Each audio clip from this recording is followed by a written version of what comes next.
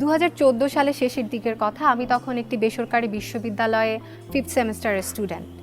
Mid term, assignment সব কিছু নিয়েই ব্যস্ততা ছিল। পড়াশোনার পাশাপাশি আবার আমি একটি আন্তর্জাতিক উন্নয়ন সংস্থার সাথে স্বেচ্ছাসেবক হিসেবে কাজ করতাম। কাজের ব্যস্ততাও ছিল।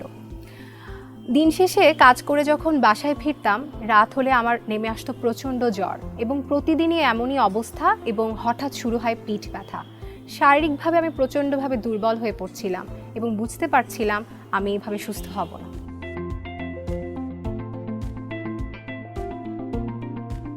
এই ঠিক 2 দিন পর প্রচণ্ড অস্বস্তি নিয়ে আমার খুব ভোরে ঘুম ভাঙে। আমি খুব দ্রুতই আমার আম্মুর রুমে গেলাম এবং আম্মুকে কোনোভাবে জড়িয়ে ধরে বলি যে আমাকে দ্রুত হসপিটালে ভর্তি করাও, এবং এই বলে আমি জ্ঞান হারাই। কারণ জ্ঞান ফেরার পরে আমি দেখলাম আমি হসপিটালের বেডে।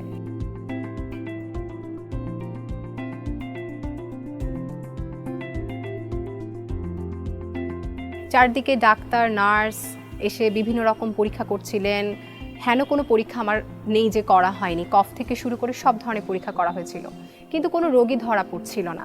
আর এদিকে আমার খাবার সম্পূর্ণ বন্ধ, আমার রুচি সম্পূর্ণ চলে গিয়েছিল। 10 থেকে 12 দিন পরে ডক্টর এসে আমাকে জানায় যে আমার ফুসফুসে যক্ষ্মা ধরা পড়েছে।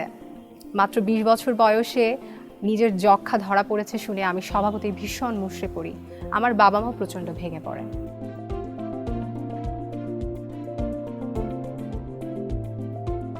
তবে আমি আশা ছাড়িনি। যক্ষ্মা ধরা পড়ার সাথে সাথেই ডক্টররা এক মুহূর্ত দেরি না করে আমাকে যক্ষ্মার ওষুধ খাওয়ানো শুরু করেন। হাসপাতালে থাকার কারণে আমি আমার সেমেস্টার ফাইনাল পরীক্ষা দিতে পারিনি। খুব হতাশাগ্রস্ত হয়ে পড়েছিলাম, কিন্তু ডাক্তাররা আমাকে প্রতিনিয়ত সুস্থ হয়ে যাওয়ার আশা জাগাতেন। পরিবারও আমাকে নতুন করে ক্যারিয়ার পরিকল্পনা করার কথা বলতেন। আমি ধীরে ধীরে সুস্থ হতে থাকি এবং আমি এও প্রতিজ্ঞা করলাম, আমি যদি এবার সুস্থ হই আমি আমার এই জীবন মানুষের জন্য উৎসর্গ করে দিব। এবং ধীরে ধীরে আমার খাবারের রুচি ফিরে আসতে থাকে। দীর্ঘ 23 দিন পর আমি হাসপাতাল থেকে বাড়িতে ফিরে যাই। বাসায় থেকে আমি যক্ষ্মা চিকিৎসার কোর্স কমপ্লিট করি। নিয়মিত এবং ক্রমাগত ওষুধ সেবন করে অবশেষে আমি যক্ষ্মা মুক্ত হই। যক্ষ্মা থেকে মুক্ত হয়ে আমি আবার আমার পড়াশোনার জীবনে ফিরে যাই, পড়াশোনা শেষ করি এবং এখন আমি সম্পূর্ণ সুস্থ।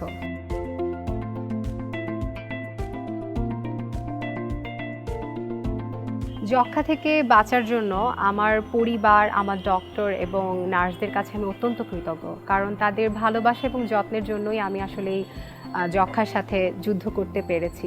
আমার এই জীবনের অভিজ্ঞতা থেকে আমি শুধু 2টি কথাই বলতে চাই। 2 সপ্তাহের বেশি যদি কাশি থাকে তাহলে অবশ্যই অবহেলা করবেন না, আপনার নিকটস্থ স্বাস্থ্যকেন্দ্রে গিয়ে কফ পরীক্ষা করাবেন। আর যদি যক্ষ্মা শনাক্ত হয়ে পড়ে তাহলে একেবারেই ভয় পাবেন না, কারণ নিয়মিত এবং ক্রমাগত ওষুধ সেবনে যক্ষ্মা সম্পূর্ণ ভালো হয়। এর প্রমাণ আমি নিজেই। সুতরাং আর নেই যক্ষ্মাকে ভয়, আমরা যক্ষ্মাকে করব জয়।